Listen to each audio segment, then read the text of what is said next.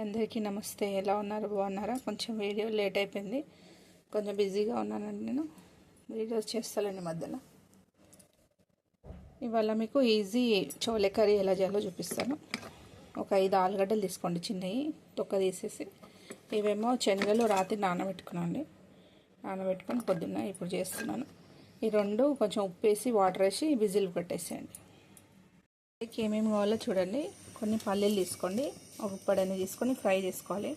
కొంచెం కొబ్బరి, ఎండు కొబ్బరి, ఇది కూడా ఫ్రై చేసుకోవాలి. టమాటా 2 ఉల్లిగడ్డలు, ఈ 2 ఫ్రై చేసుకోవాలండి. ఆయిల్లో కొంచెం ఫ్రై చేసుకోవాలి. ఒక 2 స్పూన్ల కారం, 1 స్పూన్ సాల్ట్ చూసి మళ్ళీ వేసుకోండి. కొంచెం పసుపు. ఇవి ఇప్పుడు మనం ఫ్రై చేసుకొని గ్రైండ్ చేసుకుందాం. ప్యాన్ పెట్టుకొని ప్యాన్ వేడైనాక పల్లీలు వేసుకోండి. పల్లీలు కొంచెం ఫ్రై చేయండి. కొంచెం బ్రౌన్ కలర్ అయినాక ఇందులో కొబ్బరి వేసేయండి. ఎక్కువ నల్లగా కావద్దు, కొబ్బరి లైట్గా ఎంచుకోండి. ఇందులో కొంచెం ఆనియన్స్ వేసేయండి. ఆనియన్స్ ఫ్రై అయినాక అప్పుడు టమాటా వేసేయండి. కొంచెం ఆయిల్ వేయాలి. ఆయిల్ వేసి కొంచెం ఫ్రై అయినాక ఇందులో టమాటా వేసేసేయండి. టమాటా వేసి కొంచెం సాల్ట్ వేసేసి మూత పెట్టండి. సిమ్లో పెట్టేసేయండి, మొత్తం మగ్గాలి. చూడండి, ఇంత మగ్గుతూ చాలు. స్టవ్ ఆఫ్ చేసి చల్లగా వరకు పెట్టండి. చల్లగా అయినాక మిక్సీలో వేసేద్దాం. కడాయి పెట్టుకొని వేడైనాక ఆయిల్ పోసుకోండి. ఒక 3 స్పూన్ల ఆయిల్ పోసుకోండి.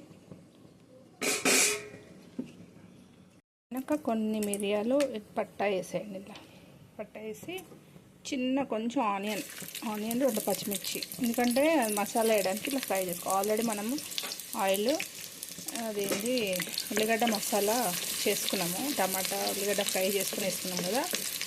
ఇది కొంచెం అట్లా పసుపు వేయడానికి అనేసి ఫస్ట్ కొంచెం ఇట్లా మసాలా, గరం మసాలా 2 పచ్చిమిర్చి వేసుకొని కొంచెం బ్రౌన్ కలర్ వచ్చే వరకు చేసుకోండి. ఇప్పుడు దీంట్లో పసుపు వేసుకోండి. పసుపు వేసి కొంచెం కలుపుకోండి. ఇందాక మనం పల్లీలు, కొబ్బరి పేస్ట్ చేసుకున్నాము, వేసేయండి. ఇందులో వేసేసి కొంచెం మగ్గాక దీంట్లోనే సాల్ట్ వేసేయండి. కారం మీకు ఇంకా కావాలంటే వేసుకోండి, సరిపోకుంటే. బాగా ఆయిల్ పైకి వచ్చే వరకు పెట్టండి మసాలాని. మూత పెట్టండి, కొంచెంసేపు మూత పెట్టండి, మగ్గుతుంది. ఇట్లా ఆయిల్ అంతా బయటకు వచ్చినాక ఇందాక మనం ఆనియన్, టమాటా గ్రేవీ మసాలా చేసుకున్నాం కదా, ఆయిల్ వేసి అది ఇందులో వేసేసేయండి. పేస్ట్ వేసేసి మూత పెట్టేయండి. మళ్ళీ కొంచెంసేపు ఆలుగడ్డ బాయిల్ చేసుకున్నాం కదా, ఇట్లా మ్యాష్ చేసుకొని ఇందులో వేసేసుకోండి. వేసి బాగా కలుపుకోండి మొత్తం.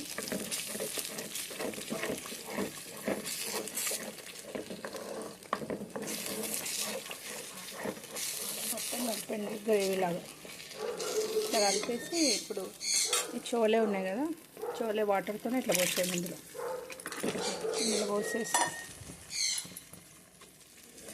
మొత్తం కలపండి. బాగా కలిపేసి మూత పెట్టేసేయండి సిమ్లో.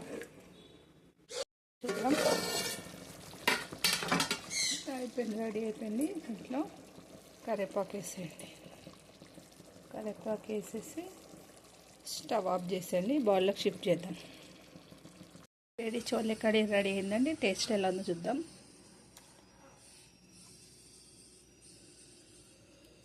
ఇది రైస్లోకైనా బాగుంటుంది, చపాతీలోకైనా, పూరీలోకైనా చాలా బాగుంటుందండి. వేడి వేడి అన్నంలో చోలే.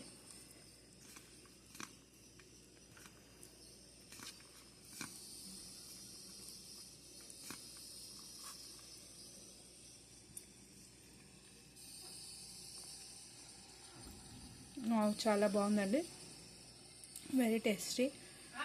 ఇది పూరీలోకైనా, చపాతీలోకైనా, కర్రీలో. ఇప్పుడు ఇది డిఫరెంట్, కొంచెం ఆలు వేసి చేసిన కదా, ఇది డిఫరెంట్ అనమాట. గ్రేవీ బాగుంటుంది, టేస్ట్గా ఉంటుంది. చాలా బాగుందండి. ట్రై చేయండి. మీకు నచ్చినట్టయితే లైక్ చేయండి, షేర్ చేయండి, సబ్స్క్రైబ్ చేయండి. Thank you. బాయ్.